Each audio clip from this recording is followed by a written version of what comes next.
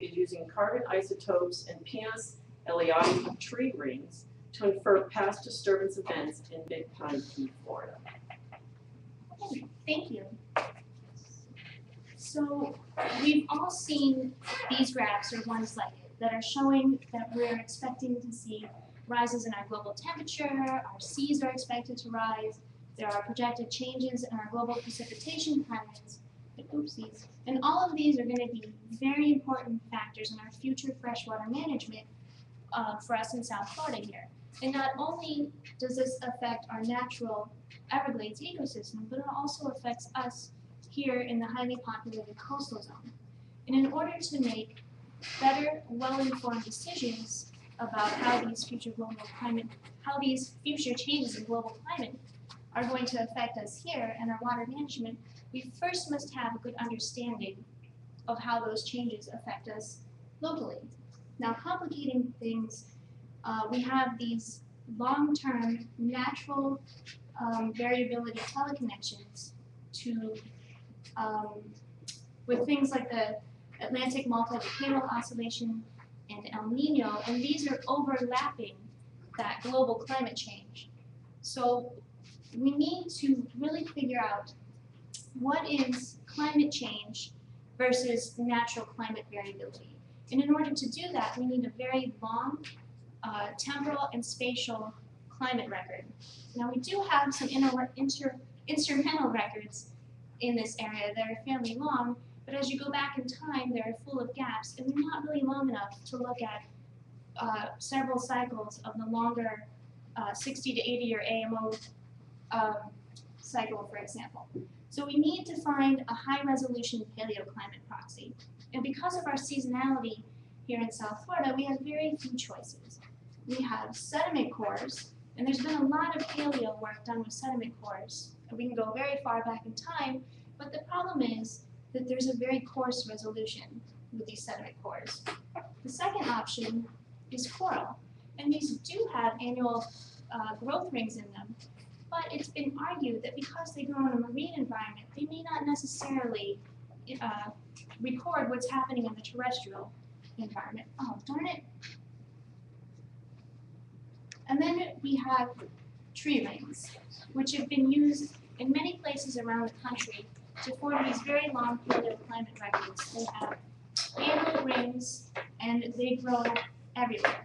Now the problem with the trees in the subtropics and the tropics are that they may not have visible growth rings, and if they do have growth rings, are these annual growth rings. So for my research, I'm looking at these slash pine trees in South Florida to see if I can use their tree rings to make a sub-annual chronology. And then can I use that chronology to infer past climate trends and disturbance events in this area? So I'm working here in the lower Florida Keys on Big Pine Key. This island has 2 freshwater lenses that change in extent, in areal extent seasonally. And I have a group of 3 trees here, which are located right there in that box. Don't this thing. So I have 3 trees located over a deeper part of the lens, and then 1 tree located over a shallower part of the lens. And these trees met their demise early in 2006 after Hurricane Wilma caused a storm surge on the lower Keys. So let me give you a brief introduction to dendrochronology first. Now, dendrochronology is based on the tenet that trees are sessile beings, and that their growth is a response to the environment around them. So what dendrochronologists do is they have a tree sample. So we have oldest closest to the core and the youngest closest to the bark. And they will measure these growth rings, which are composed of an early wood lighter component and the darker late wood component. And together that makes 1 year of annual growth. And they will measure the ring widths throughout their entire tree section, and they can look at the changes in patterns. So for example, if we have a narrow ring here, perhaps that indicates something like a drought year for that area. Now what they can do is to form these really long records by using a technique called cross-dating, which is where they see the patterns, or they find the patterns in living trees, and then they match those patterns up in increasingly older tree samples. So these are my 4 trees that I showed you earlier, and I started out with a tree disc, and I subsampled them to make these tree slivers, or tree wedges. Now I could not do the standard dendrochronology technique. I had a really hard time matching up the patterns in my tree samples, and this is for 2 reasons. Number one, they have incredibly uneven concentric ring growth, and let me show you what I mean. So I have 2 pictures here from the same tree, same scale. They're taken about 180 degrees from each other. This yellow line represents the same ring in both pictures.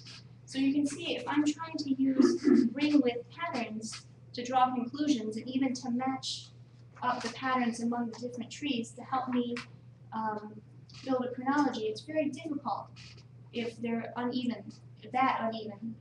The second problem is there's a presence of these density variations, which I don't know if you can see them very well, but it's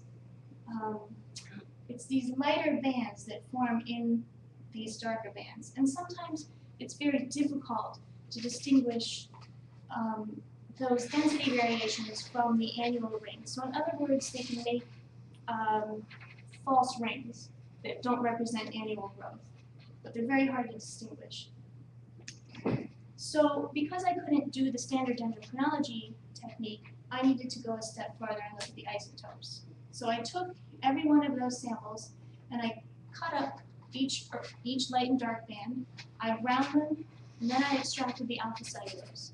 And I wanted to look at the alpha cellulose because that is the main structural component of the wood. So I wanted to get rid of anything that might interfere with my climate signal, like the lignins and the mobile resins within these trees. And then I analyzed the carbon isotopes.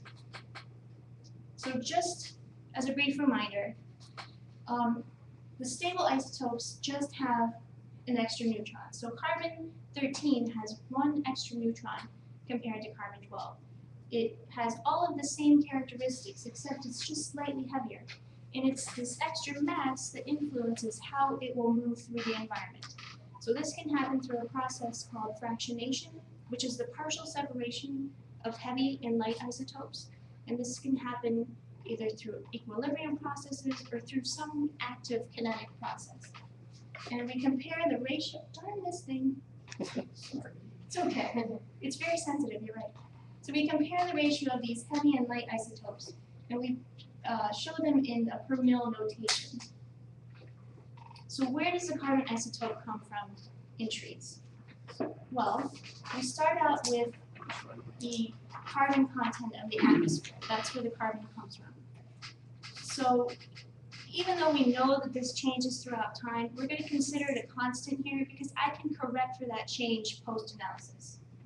And then we have 2 other factors. These are both fractionation constants. One has to do with diffusion. So how does that CO2 move into the leaf through the stomata? And then there's a biological fractionation that occurs when the tree fixes that carbon through a process called rubisco. So that leaves us with this ratio here, which is the ratio of the partial pressure of CO2 inside the leaf versus outside the leaf. So if a tree is very happy and it's able to open its stomata, and it can take in as much CO2 as it wants, it's going to preferentially use that lighter carbon-12 isotope because it's easier to work with. But if we have a tree in a stress state where it can only open its stomata for a reduced period of time, it's going to be forced to use whatever CO2 it has. So that results in an increase in this carbon-13 signal.